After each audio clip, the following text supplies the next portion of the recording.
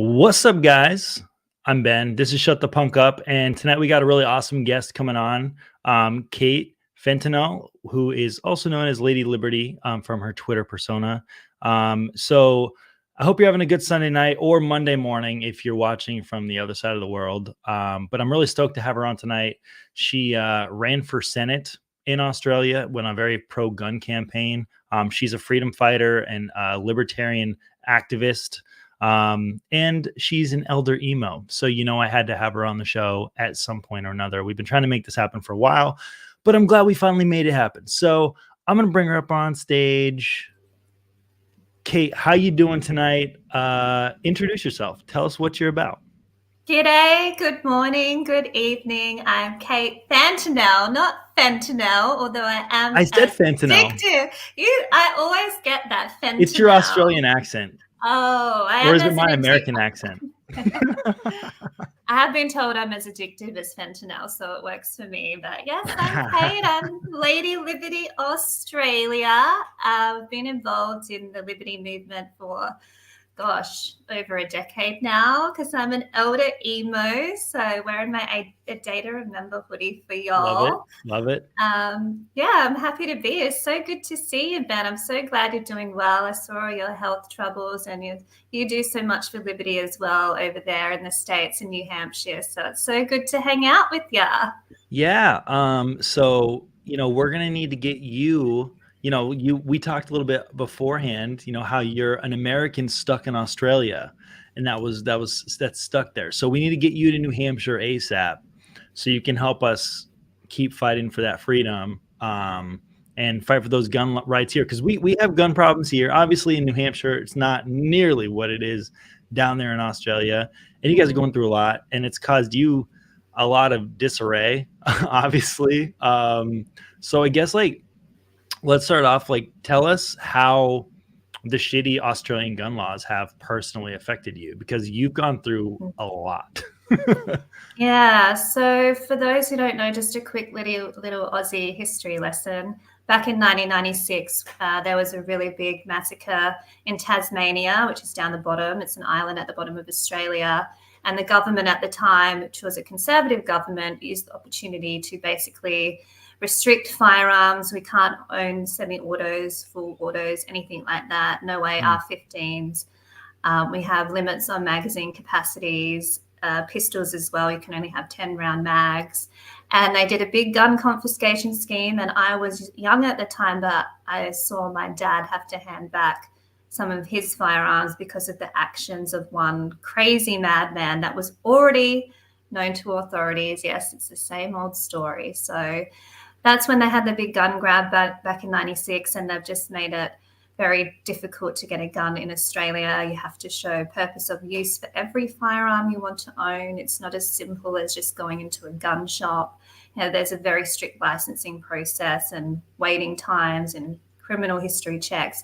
In my state of Western Australia, where I've just left because they've introduced some even more draconian gun laws, which includes mental health checks, medical checks. They want to know if you're taking diabetes medication, for example, if you have any heart problems, which, after what's happened the last few years, a lot of people have heart problems now. You guys don't have HIPAA down there, so they can just dive right into your personal health benefits or health stuff, right? You have to disclose all of that.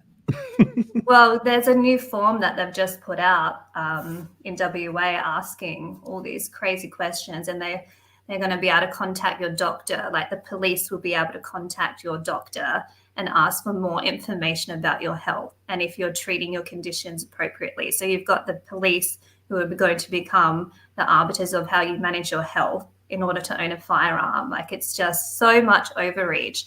And the thing is, we don't have a gun crime problem in Australia. We don't have massacres or gun shootings or anything like that. We didn't have that before the massacre in 96 either.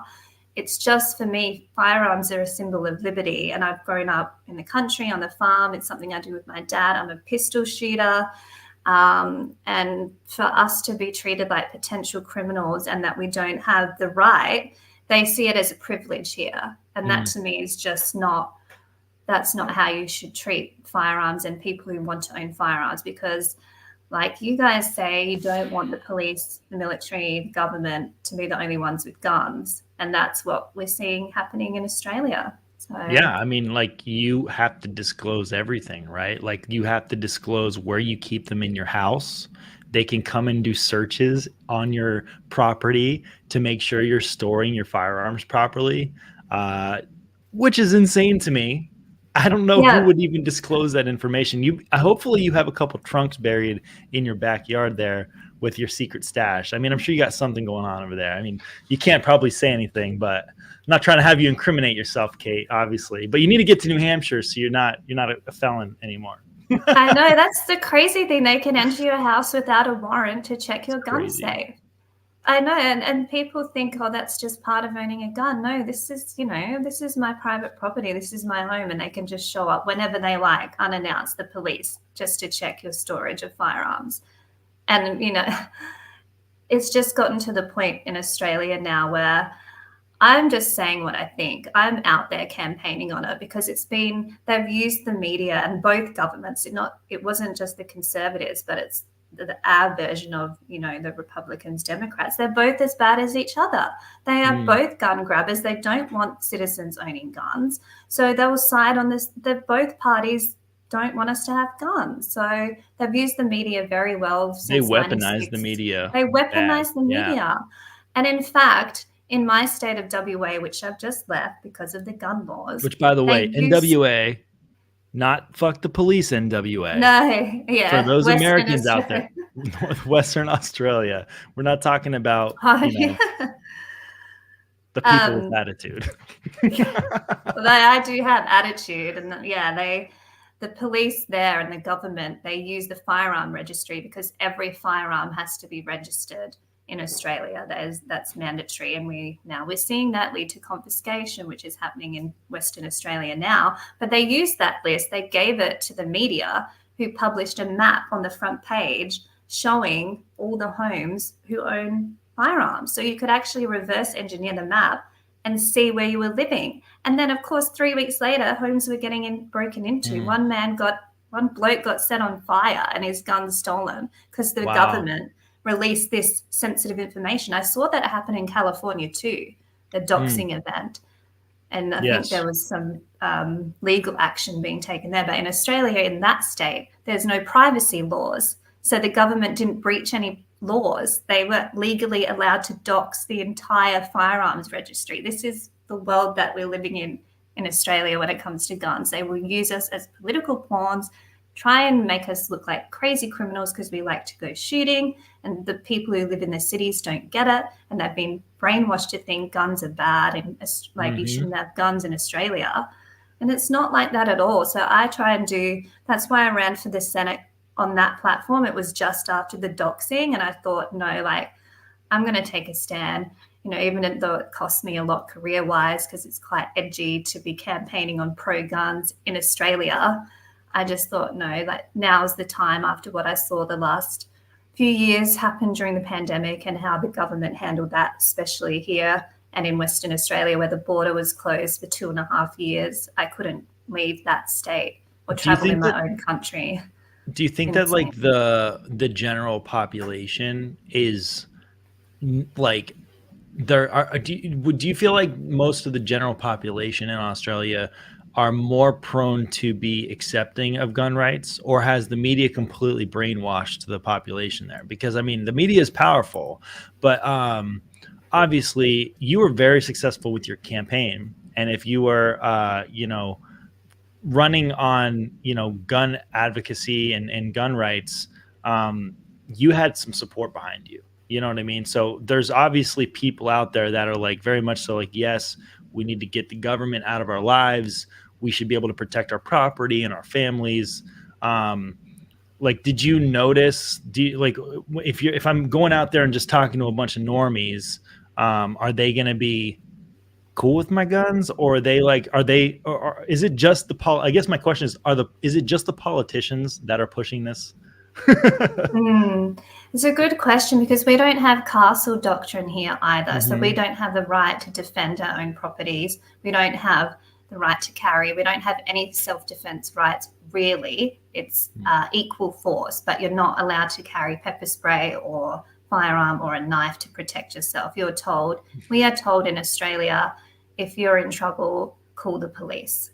If someone's breaking into your home, call the police. You are not to approach them or do anything. That is how they've conditioned us here. But like we call it the pub test in Australia. Most people, the vast majority, if you say if someone's breaking into your house, do you think you should be able to deal with them in any means possible? Most Australians would say yes. So that's good. But when it comes to guns for sporting, that kind of thing, it's hard. Like they think farmers should have guns. But when it comes to the other side, I don't know. The Australians have been conditioned to give up liberty for safety. And that's what we've done. And that's why we're in this situation now. And that's why they could do what they did during the pandemic with the quarantining camps and the closing the borders and the forced vaccination and locking us down. That's where we're at now. So there's a huge difference between Australian gun laws and American gun laws just across the board. But like, do they essentially ban a caliber of gun, or is it the gun itself? Like you cannot have an AR-15 or this style of rifle. Do they just call it an assault weapon in a general term so that it can encompass everything? Like, how do they define it? Because the definitions are really important with this stuff. At least I noticed this when I was in California. The definitions are really important, how they explain what is illegal and what is not illegal, because you can get away if they define things poorly. You can still have fun. You just have to go through a couple loopholes. You know what I mean?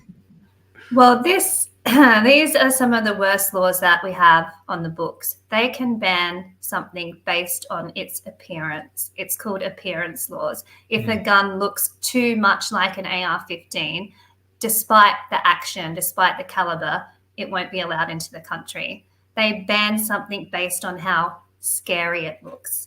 That is not evidence-based policy. It's not based on action or caliber or the person who wants to use it.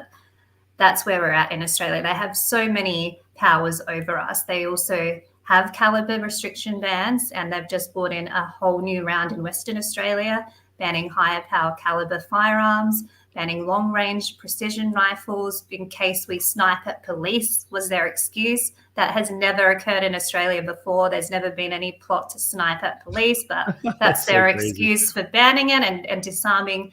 The people affected by that were returned veterans who served our country overseas, were just disarmed by the government of Western Australia because they own long-range rifles. Does this mean that they also ban certain optics? Because yes, someone that's a good shot can use any optic. So what is up with that? Yes, they can ban optics too.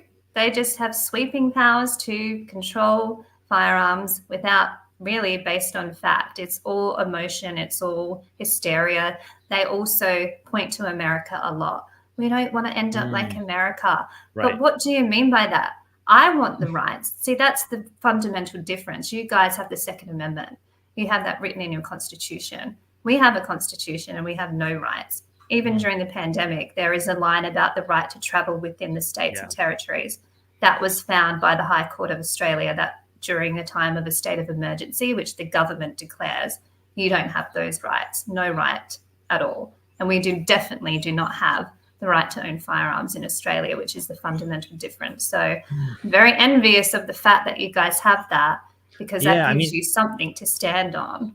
Even here, like based on the definitions of what they call the ATF defines as an assault weapon, you can get around certain things. Like you can't have a flash hider, but you can have a muzzle brake. You can't have an adjustable stock, but if you put this little piece of rubber in your stock, it doesn't move anyway, so it's not considered adjustable. You can't have an angled foregrip, but you can have an angled, but you can't have a vertical foregrip. Just stuff like that you can get around what they call an assault weapon, and still have your AR-15. Now, some states like California, New York, Massachusetts, they limit your rounds to you can only have 10 rounds or something. But you still have the ability to you can have a state compliant weapon and have it not just be plain or have the bullet buttons. I don't know. Like, do you guys have the bullet button ARs out there, or are you not even allowed to have Oh, those? no way. That's so stupid. Oh, Ugh. You guys are stuck with hunting rifles. Sorry, Kate. pretty much. Yep. Hunting rifles, 10 mag pistols, shotguns. But And that's crazy too. Pistols, like a lot of pistols have, 12 to 18 rounds. And so that probably right off the bat just eliminates them from even being able to be purchased. You know what I mean? Like, or you'd have to have a special magazine or something like that. special magazine, yes. Yeah. Crimped at 10 capacity.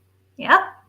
That is. So don't give up your guns, lads and ladies. Do never give up your guns, because then you get to this position you're in Australia where it's not seen as a fundamental part of freedom. And anyone who's read a history book knows that it is imperative that the citizens have the right to bear arms against a tyrannical government. I believe that. I know Australians are very laid back. Oh, it's okay. She'll be right. It's not right. We are suffering here. Australians are suffering, cost of living, like what you guys are going through. The borders, we've got immigrants coming in. We don't have enough houses for us, but, border debate. And it's because the government has too much power over us. The pendulum needs to swing back to liberty and individual freedom. And I'm hoping that I can do what I can for my country, because I don't want to grow up in this country at the moment. Like, my grandfather came from fascist Italy. He would be turning in his grave about seeing the way that Australia has gone the last few years specifically. So that's why I get up and fight every day and do what I can and travel around trying to spread the good word of liberty to anyone who will listen. Well, so you lived for a while, like on Western Australia, but you are, you've kind of traveled around. Like, you're in Southern Australia now, like gonna do some work in other parts of the country as well. Now, do the different states or whatever throughout Australia have different gun laws, or is it just across the board? Like, where you're at right now, are you more free with your guns, or are the gun laws just straight up national enforced, across the board? There's no difference anywhere. There's a national consensus, but the states have the rights to legislate firearms. So South Australia is a bit better than WA. We still can't own all the fun things. And they've just banned hunting with a bow, including on your own private property. With a bow? Bow hunting is banned in South Australia, my home, where I was born, where I am now in my parents' kitchen. That is insane. And it's $1,000 fine if you get caught bow hunting on your own private property. What reasons did they give to ban bow hunting? That is absolutely insane. It was the animal activists got a few, visions of some animals that, it's just nature. Sometimes you don't get the shot right the first time. That's never our intention. It's just life, and nature is cruel. So the animal activists got, I think there was just 2 incidents, and then the government here, which is very left-wing in South Australia, just said, no, we're going to take away that. And the thing that pisses me off about that is bow hunting is one of the oldest forms of hunting. Yes. It's skill that humans as hunter-gatherers develop. And they've just taken away from us in 2024 because of a few incidents. Are you not even allowed to have a bow, or you just can't hunt with it? They have to be registered, and you can only use them for archery, shooting at targets now. We can go buy a bow at Target and not have to do anything with it. That is so crazy that you guys have to register your bows. You can't hunt with bows. It's unbelievable, because hunters, I've been a hunter my entire life, and we are the most respectful of people, of animals, and of anyone that I know. Definitely more so than vegans. And in my opinion, we contribute more to animal preservation and conservation than anyone in the world. We don't want to see these animals dying out. They're our harvest, they're our food, and we usually take that responsibility very seriously. Shot placement is very important, and obviously you don't want to have a bad shot. It does happen. But in comparison to how they treat the animals on these commercial farms, it is significantly more humane to go out there with a bow and maybe have to take 2 shots instead of 1 compared to what they have to deal with their entire lives. Am I wrong? No, I agree. And I like your point about hunters and shooters in general being the most respectful people I've ever met. Honestly, I get a lot of messages and things, and it's always respectful. Like, I get a lot of support, and it's just mainly men, but they just want to be left alone. Like, just leave us alone to do what we do. In a cost of living crisis, you're going to take away my right to go out with my bow and, get some dinner for my family because you're ideologically opposed and you just don't get it, or you don't want to hear our point of view. Like, humans are hunters. So that's another thing that I'm passionate about, is protecting those skills for the next generation of Australians, because I don't want to see those skills that my father taught me lost because of a tyrannical government. Like, it's outrageous that they're changing our culture, and it's not just guns and hunting. They're doing it in other aspects of our life. Like, you look at the gender debate, are you a man or a female, or does gender even exist anymore? It's like, this is coming from the top. This is not what the people want. In my experience, I'm out in the trenches. Like, I'm not floating around, with the WEF and all those people ruling over us. People just want to be left alone. So we had a question on YouTube come in. Do the Aborigines have to register their bows as well? So Indigenous Australians, Aboriginals are exempt from all of these laws.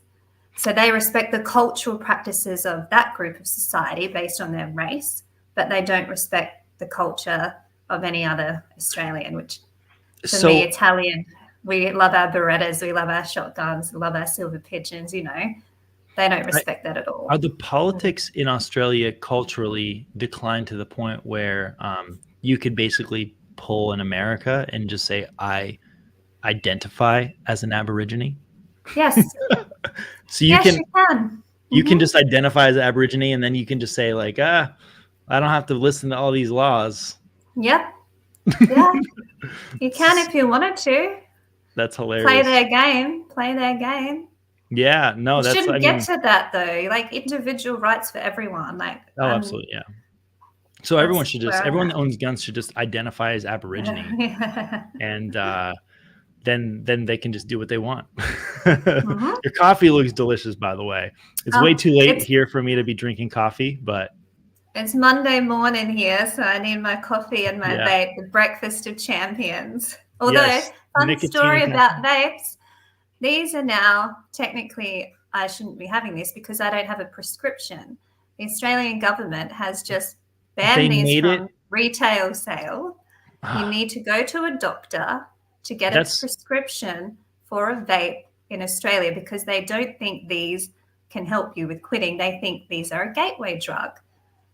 So we are the only country in the world where you need for nicotine, right? This is nicotine. This isn't even THC.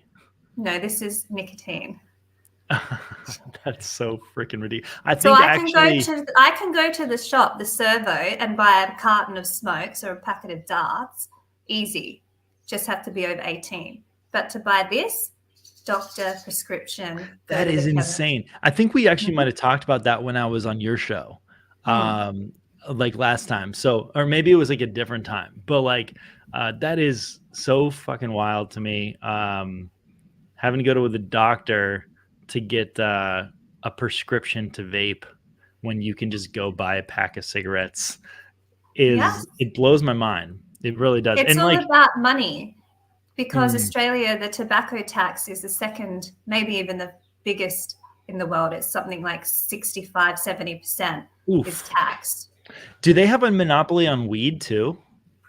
Yeah, so cannabis in Australia can only be bought by prescription for medicinal reasons. So you have to go to the doctor. There's no recreational use of cannabis allowed in Australia. It's all through doctors. So medical industrial complex, alive and well here in Australia too. And so you can't even grow plants. You can't even if you have a card, you can't grow plants or anything like that. No, that's across the board for the entire country. Yes. Wow, that is ridiculous.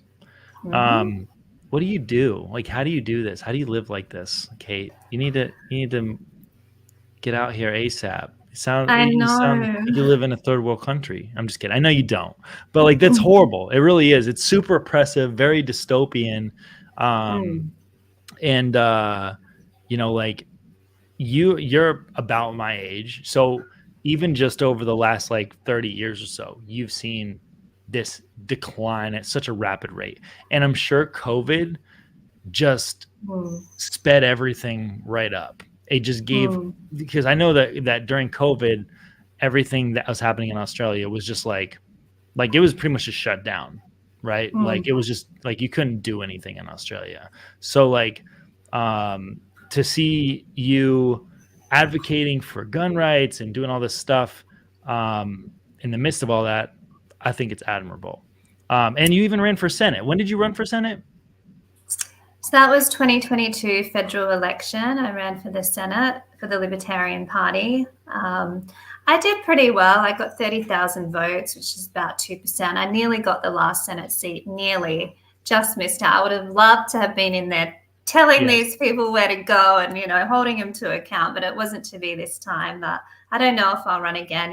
Politics is a nasty business, and minor party politics and libertarian politics, like we have our issues in our party too, like you guys do. But it's the principles that keeps me going, and that's what I align to in my life. Although I'm more of an anarchist now.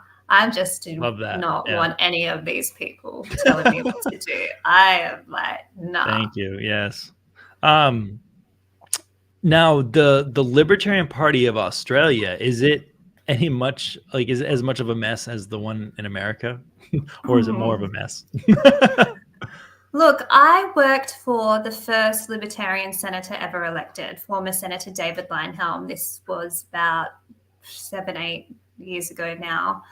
And he was principal. He was like our Ron Paul, but a bit more cantankerous. Not as polite as Ron Paul, but he brought a lot of people to the movement because that was the first time a lot of Australians had actually heard the word libertarian, for me included. You didn't really know what I was. I knew I was socially progressive, but economically conservative. And for him to come out and say, this is what you are, I was like, finally, a politician that I agree with 99% of what he's saying. Like, it's incredible. So he brought a lot of people to the party. And then, of course, they changed the electoral laws here. So it's harder for minor parties to get elected. So it is a duopoly like you guys have. We have Labor and Liberal. Labor is the Democrats. Liberal is the Republican Party. And since then, the party, it grew a lot during the pandemic. A lot of people woke up and realized, like this. They were like one of the only voices speaking up against this, right? Like they were literally the only voices in Australia to stand up against all this like crazy oppression that you guys were suffering through, which I'm sure that a lot of people have heard about it, but like you lived through it. So maybe you could share a little bit about what you had to deal with over the last couple of years. Yeah, I'll just have a vape first because it's quite traumatic talking about it. I can't imagine, yeah. So I moved from Sydney to Western Australia, Perth, in February 2020 because Senator Leyonhjelm lost his seat at the election and I got offered a job in WA for the Libertarian in that state parliament. So I went over there to work. And then in March 2020, they closed the border. And the border was closed for 2.5 years. At one point in time, Western Australia was the only place with its border closed apart from North Korea. So it's not really the company you want to be in. So we had a different kind of lockdown, controlled border. No one was allowed to leave or enter. They mandated that 75% of the workforce had to have 3 injections to be considered vaccinated. So a lot of people were hurt by that. I went to a lot of the rallies and spoke to people about that. And we had the whole Vax passport check-in thing, and you can't go to the coffee shop without showing a Vax passport. You couldn't buy alcohol without showing your proof of Vax, including drive-through bottle shops. You couldn't go through the drive-through bottle though without showing it. This wasn't even about health. This wasn't even about health. It was just about controlling the population. And then you look across the other side of the country to Victoria, Melbourne, which is Melbourne is what I would consider like the cultural capital, the music scene of Australia. They had a lockdown. They were the second longest lockdown city in the world in Melbourne. They had a ring of steel, they called it, where you couldn't leave, couldn't go within 5 kilometres of where you live. They closed the playgrounds, wouldn't let the kids play outside, couldn't go outside for more than an hour. People were arrested if they were found outside their 5 kilometre radius. People were arrested in my state for going surfing because there's a big beach culture in WA, and that's a solitary activity. We did see that happening in California here a little bit. There was some surfers getting arrested during COVID, and we did have some of the stuff where like parents were taking their kids to the park and like they weren't allowed to go outside, or like they would literally have they'd spend money and just fence off entire huge parks so that people couldn't even enter. Like it's just insane. I can't even. The other thing they did is they closed the gun shops, so you weren't allowed to go and buy ammo. Convenient. And the farmers were just like, how are we meant to run our operation? We can't buy ammo if our firearm breaks, and we're not allowed to fix it because we need a license to be able to fix our own gun. Then what do you do? So you can't even like make your own ammo without having. You can, but in WA, Western Australia, they've just put in laws that severely restrict this. So you need a permit to reload. Now, of course, that is so crazy. So during that couple of years where they were just like hammering all these crazy restrictions down on everybody, obviously they're restricting your gun access as well. Were they also trying to implement a lot of new gun laws during that time? Because I feel like that's the time to do it. They already have you guys under control. So they probably were just trying to take everything they could get, I would assume. Well, they came out, so March 2022, just before they opened the borders, that's when they unleashed their new gun law rules, and that's when they doxed us. That's when they said they're going to have the biggest gun law changes since 1996. They brought in more caliber restrictions on those high-powered long-range rifles and disarmed the veteran community. And then since then, it's just been a steady walk towards more control. You can only own up to 5 firearms now in Western Australia, so they've capped the number of firearms an individual can own. You have to provide purpose of use for each of those 5. Different purposes of use, or can they all be the same purpose of use? Different purposes of use. But imagine being told it's not even about caliber anymore or action or what it looks like. They're capping based on an arbitrary number. I don't know where the hell they got 5 from. Why? It doesn't even make sense. For me, it's just about they don't want the civilians to own firearms, so they'll make it as difficult as possible. That's why they brought in these mandatory health checks where they can go to your doctor and get all your information and store that on a digital database. They've also made it that you have to have a digital firearms license now. Digital ID in Australia is another thing that they've just bought into.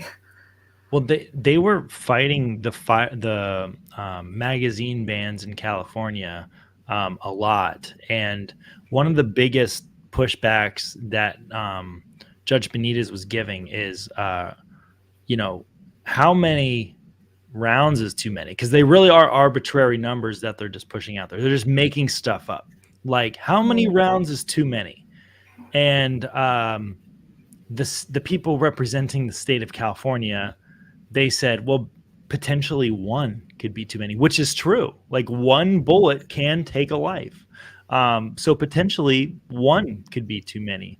And it just kind of like made their entire argument seem ridiculous, because it's like, you can't just ban ammunition. I mean, they could, but it wouldn't really it probably wouldn't work. Like it wouldn't go far, and people would definitely be violent in the streets. I would assume if something like that happened, but they just pull these numbers out of their asses, and they just, you know what I mean? 5 guns. So does that mean the people who own 20 guns, they're not grandfathered in, right? They have to turn their guns over to the government, and they have to physically show that. And I'm sure they're not even really compensated for that at all. They brought in a compensation, so they are doing a buyback, a gun confiscation scheme in the moment in WA to get those numbers down. And they're offering the way they've set the price is based on when it was registered. If it was registered within 6 years, you get more. If it was registered after 6 years, you get less. It's not even based on the market value of the firearm. And this is using taxpayers' money to buy firearms off of peaceful people that have done nothing wrong and have complied with the already strict licensing requirements that we have. But because they've moved the goalposts, now we have to adhere to even stricter requirements. And they're just trying to disincentivize people from even owning a firearm. And it's outright. People are upset because we're talking about historical firearms too. I mean, my dad's got quite a collection that I'm going to inherit, and they're guns from Italy, guns from my passed down mother's farm. I've got some from like 1830 from my family that's been passed down. You know what I mean? So it's like these are like family heirlooms essentially, passed down and passed down, and they're like they have historical significance. They have the genealogical significance as well because it's from your blood. But like that is so crazy to me, like that they can come in there and just tell you like, oh, you can't have more than 5 of these. You just got to turn them back over, I guess. Well, that's why I left, because I don't want to have to choose which of my family guns I can and can't own because the state thinks that I can't be trusted with more than 5. Like, no, I can own as many as I want. I haven't done anything wrong. I don't have a criminal history. I mean, that's probably the only line I would draw, but it depends on, like, because I believe in rehabilitation, right? If you say you have a criminal record, you can't own a firearm ever again. Well, then that means you don't think I can ever be rehabilitated. And what about the crime? Like, one bloke messaged me saying he got caught with a few joints when he was younger, and then now not letting him own a firearm in his 30s. That happens in America all the time too. Like my friend is trying to get his case thrown out from when he was a teenager and sold weed. You know what I mean? Like he wasn't even really selling weed. He just had a lot of weed. So, you know what I mean? But he got busted because they said it was like intent to distribute or something like that. And he's trying to get that case thrown out or whatever, or that whole thing thrown out because he's not allowed to buy firearms. And like, if we're going to be honest about it too, people who are actually rehabilitated and leave that and actually are clean and they want to live a good life, they probably need the protection of a firearm. You know what I mean? Like to in case there's violent people from their past that might hold certain things against them, you know what I mean? Or their families, and they deserve the right to protect themselves for sure. But that is just ridiculous. I can't emphasize enough that while there are a lot of states in America that have really shitty gun laws, like I just like the people of Australia, like they need to wake up, right? Like, and you're doing such a good job of being the voice and the messenger for that. Like I know you're working with numerous gun organizations, right? So who are you working with?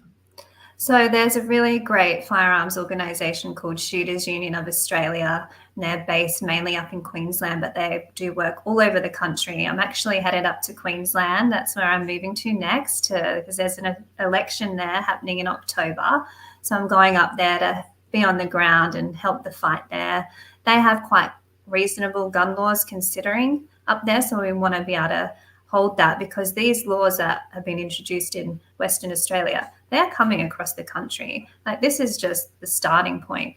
Other governments will look at it and say, look, WA has those limits on firearms, we'll just introduce that here. And then all of a sudden, these bad laws spread across the country. I've seen it happen before. So I want to go where I can to stop those kind of laws from coming in and preserve what we have. And then hopefully timing and positioning and patience will get to the point where we can slowly get some of our liberties back for the next generation. That's how it's a long fight. It's a marathon, not a sprint. So anything I can do to help, that's my motto. Yeah. And like, I feel like, having a voice like that up there, especially during the election cycle, you are essentially acting as a lobbyist, right? On behalf of the pro guns, people of Australia. You know, you're a voice, and you're going to be meeting a lot of people, other politicians, other people who are advocating for their own different things. And you know, I think that like this is where the message of libertarianism is so important because, you know, I feel like even in Australia, you know, people would say like, yeah, like the government, you know, shouldn't be involved in every aspect of our lives. People have the right to self-ownership and to protection and all this stuff. I don't think that's an unpopular opinion across the globe, right? So like, it really is the media and political folks. It's like a narrative that they spin, um, and you're going to meet a ton of people that have probably been manipulated by that at some point, but also are very open minded in terms of like accepting. You know, maybe they just like aren't understanding. Like maybe they're just like they just need to take the red pill and see the light of libertarianism for the first time. We all did it. You know what I mean? We've all been there. We've all had that awakening where we're like, you know, some earlier than others, obviously, but I've seen a ton of people in their 40s and 50s convert to libertarianism and become very anti-government and very pro individual, which is really what this all comes down to. It's individual rights. And even progressives want individual rights in some capacity, right? So, well, they used to. I don't know anymore. I mean, it's hard to I say. know because we're emos and we've been in the music scene, and for me that was part of why I like it is because of the anti-authoritarian messages, like Pennywise growing up listening to them, like fuck authority, you know, no effects, and then like Sum 41, and then all those kind of like Blink 182, which I'm a huge fan of as well. You are a huge fan of them. Yeah. I know, I got to see them. They came to Australia the first time with Travis in a long time because he doesn't fly, but now he does. And did you enjoy it? Did you enjoy the show? Oh, it was so nostalgic. It was it was sold out. Everyone, like, we all looked a little bit older, a little bit, you know, more tired, but I just had the greatest time. It was such a good show. I know you don't like their new album, but their new album had a couple songs on it that were okay. I'm not like down in the entire thing. I just think like overall, like I haven't like had like a full album of Blink that I've like was just like cover to cover amazing since like basically the 90s. And that was my thing, is like they've had a lot of good songs and good albums that have had good songs on them, but like back in the day it was just bangers. Like all of them were bangers, right? Like, and we all live in this nostalgia, so we all want them to keep being like that. And I know that's not possible. That's true. Like we're not gonna like stay in our prime forever. You know, but like, I don't know, like it was fine. I mean, what, like, I don't know. What did you love the new album, or was it like, okay? I mean, I'll be honest, like compare it to like their older stuff, compare it to like what you love about Blink. Like, what did you think about their newest album? Well, I don't think you should compare it. I think that's your first problem. I think you should take it for what it is and where they are creatively and where they are at in life. And I feel like there's a Blink 182 album for every occasion, because it also depends on the mood that you're in. Sometimes you want to go back to, like, you know, your youth, listening to it in the tape deck. I had the Mark, Tom and Travis show on a tape because I'm an older emo. I'm an old lady Liberty. But there's a Blink album for every occasion. So it just depends on your mood. And I thought the new album, it had some bangers. Some of it was, you know, didn't really do it for me, but I still loved it. It was so good to hear Mark and Tom together again. Like, that's sweet. So it is good to hear. I mean, and I hope that the show was really good. Last time I saw Blink, Tom's voice was not very good. So yeah, it was kind of putting it on a like bit more, you know, very over dramatizing his accent. But we love it down here. Like, we love Blink. They have such a huge fan base, and it was so good to see the lads together again. We did have a question on YouTube again from Scott Gearhart, who says, do you all agree with Tom DeLonge regarding aliens? You go aliens first. Exist. I like the fact that he's out there putting his money and time into his passion and trying to discover something. Like, you know, that's philanthropy, really, doing something for the rest of us. But I don't know if aliens exist. What do you think, Dan? I think it would actually be kind of ignorant as human beings to think we are the only living creatures in the universe. So whatever you want to call that, whether you want to call them angels or demons, maybe you want to put a religious spin on it, or you just want to call them aliens or Anunnaki or all this other stuff. I love ancient astronaut theory. I've studied this a lot. I do like to learn about it. I don't put a lot of weight into most of it, but it is fascinating to me. So I'm not gonna say yes or no either way.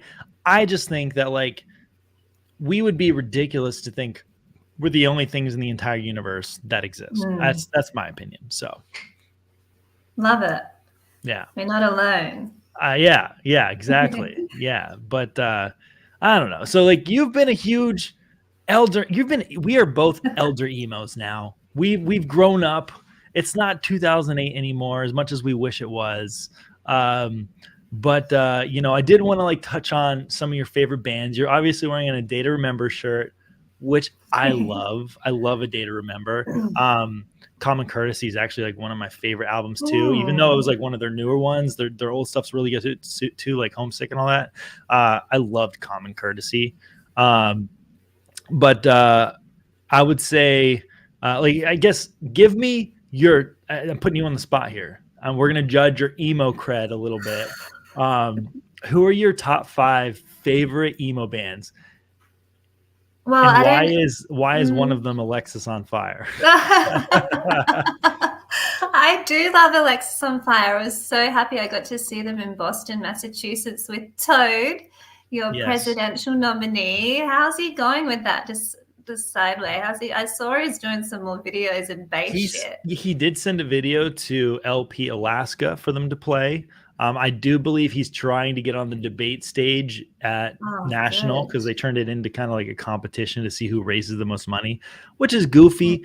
But I don't know. I think Toad is Toad. Toad is we both know Toad very well. He's hilarious. He's a good guy. I root for him. He's goofy as hell. I wouldn't have asked him to run for president if I didn't believe in him. So I'm still waiting for my Toad for President hat or top. Come on, where's the merch, man?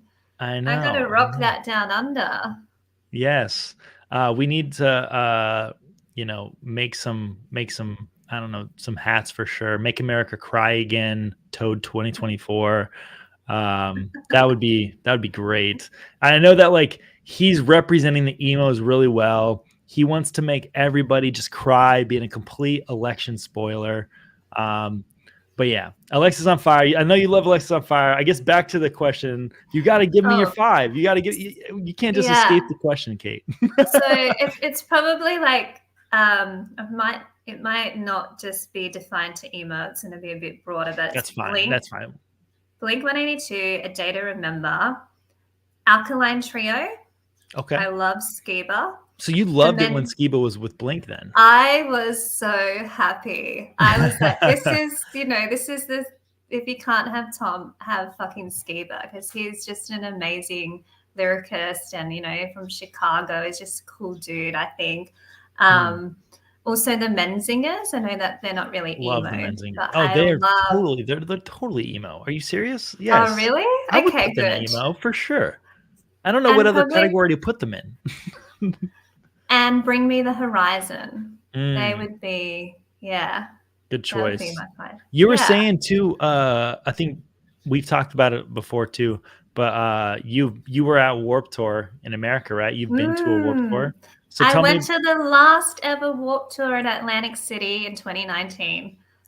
I went to the Mountain View one. Why couldn't you have gone out there? Oh, I didn't know. I just went to the bigger. Was that?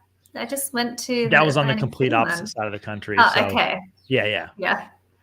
And it was so good because I'd never been to a Warped Tour before. We have festivals down under, but they did try and bring it here, but it didn't really take off. And it was just incredible, being on the beach and seeing Blink and Offspring, Day to Remember, Taking Back Sunday. Oh, talk about an emo band. They are incredible.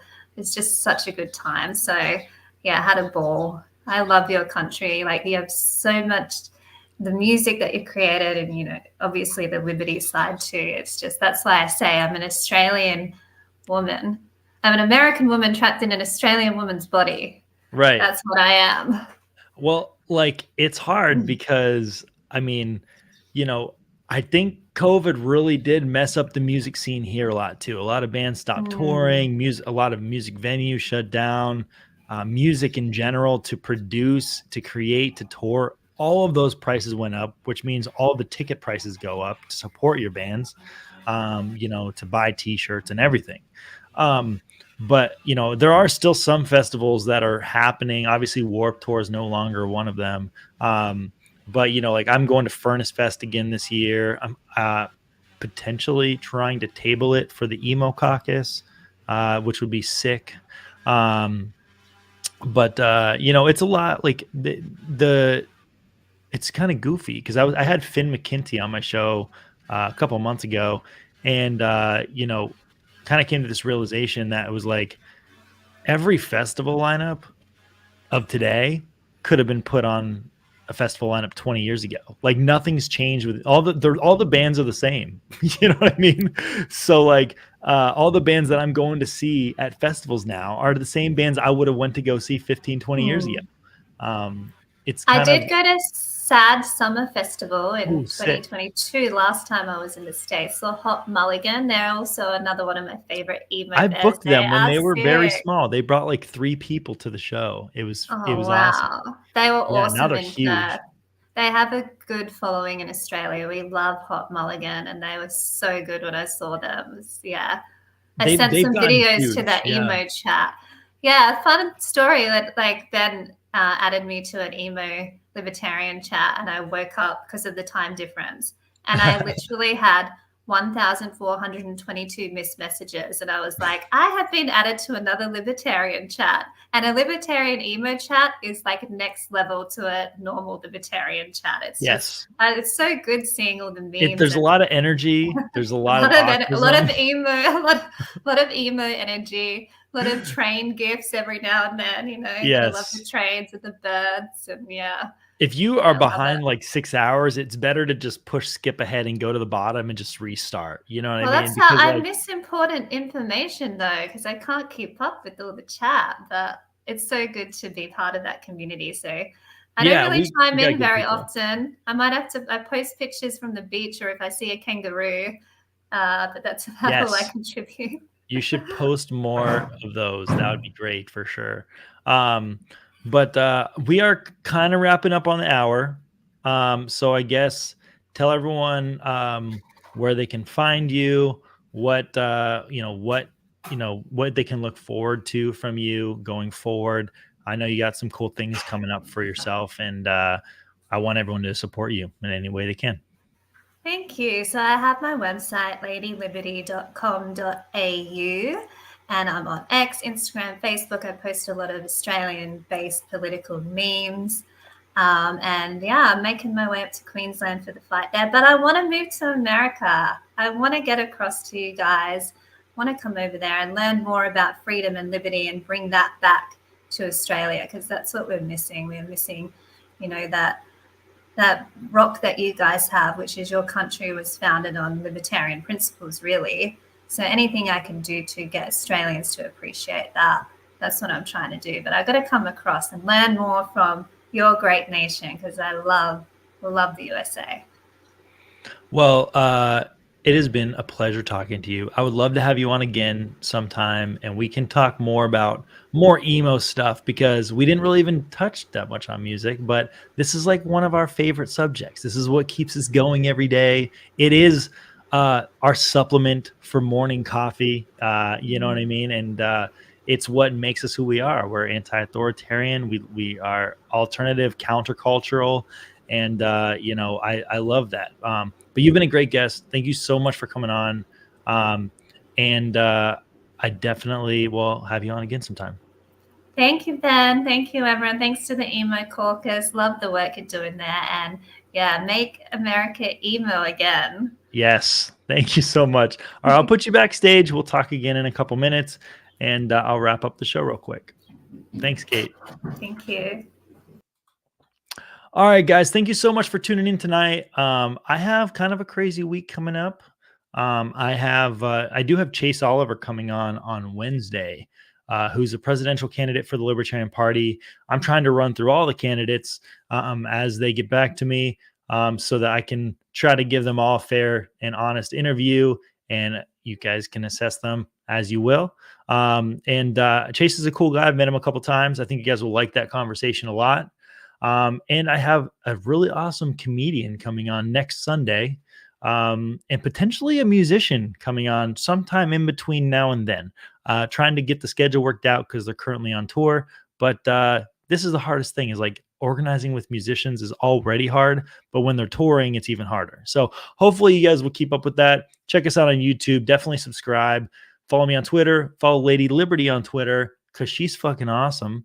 And yeah, I hope to see you guys again on Wednesday. Have a great night.